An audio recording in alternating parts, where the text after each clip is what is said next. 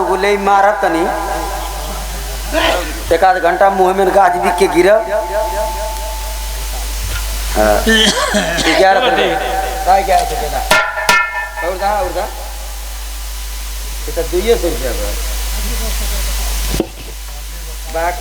Colour बदला कौन colour निकाल कौन कलर लोगे नोटिया गरम आवती है।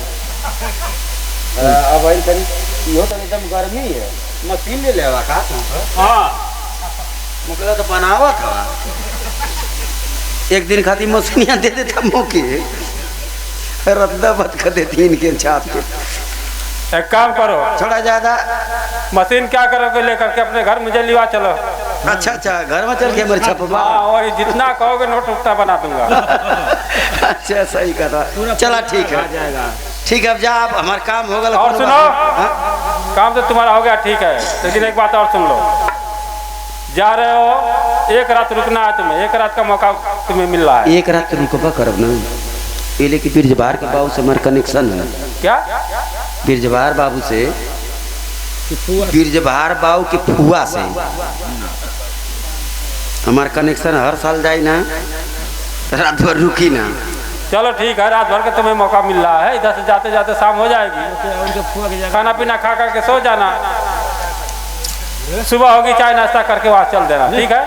ठीक है जा जा रात भर तो पक्का रुका ठीक है जाओ जा।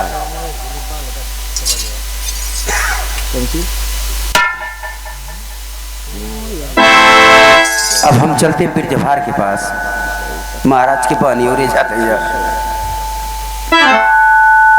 अरे बहिन मरिया के अरे बारी भोज रे चला दाए का दो यार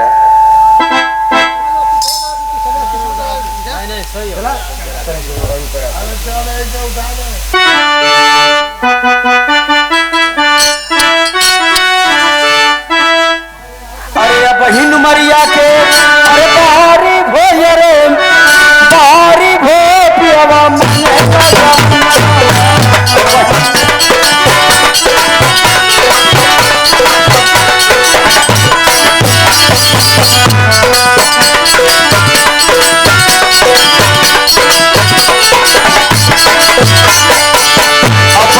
मरिया के बारी हो रे बारी हो पियावा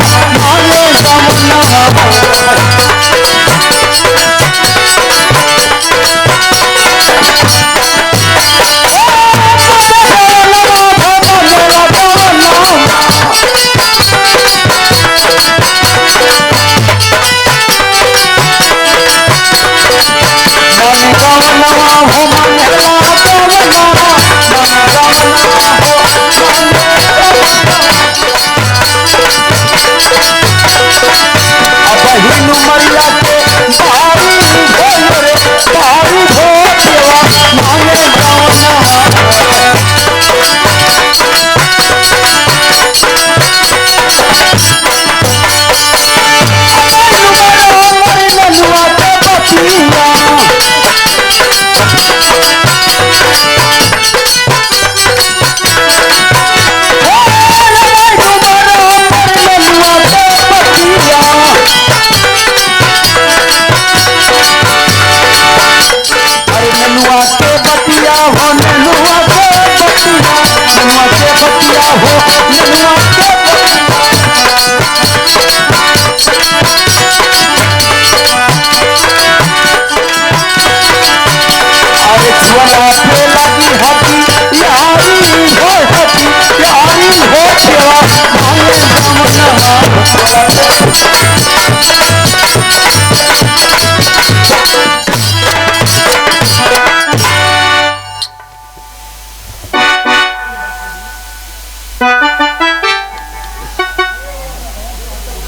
ए भाई लाइट तो जल रही लेकिन यहाँ किसी का पता नहीं चल रहा है। ठीक है ए बाबू बिरजभार ए बिरजभार तू क्या बोलत है हो? अरे हम बिरजभार के बुआ बोलत बानी आपके हैं जी। बिरजभार का फुआ हमारा आवाज ना पहचान लो भाई। हम ही ना उनका मामा है। हेलो हम बोली बीरजबार बाबू कहाँ हूँ? गौना के बारात गइल बा उनका ना तो के पता अभी केला बानी और करे उल्टा पुल्टा ना बोले जाला। बारात चल गइल तब बानी और करे इल ह पागल है ना तो रिश्तेदार आलो तो पहले पानी दाना करावल जाला। अच्छा कमा बरदौली में बैठी हम पानी पी के लिया होता नहीं। बरदौली में? हाँ गोबरा उठावला के वही में है। अच्छा ये बताओ बीरजबार बाबू का गौने का बारात गई है?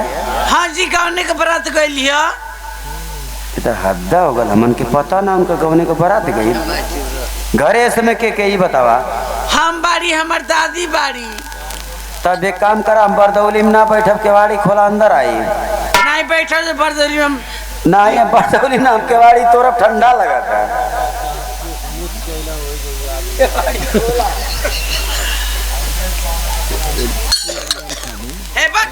बैठो अन्य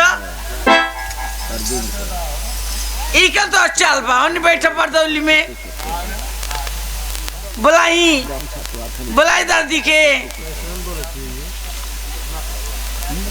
एक मिनट रुका कितना दिन पहले है साल भर देख दिन नहीं ना ए जा हटो के ना ए दादी दादी अयो कौन है रे लो पिया ना कौन लाई के परेशान कइले रे लो चटुआ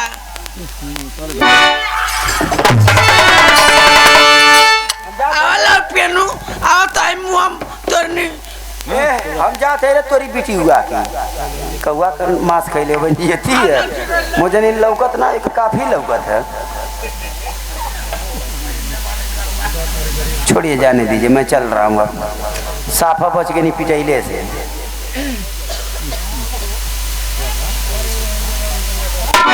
अरे अपन पिया ना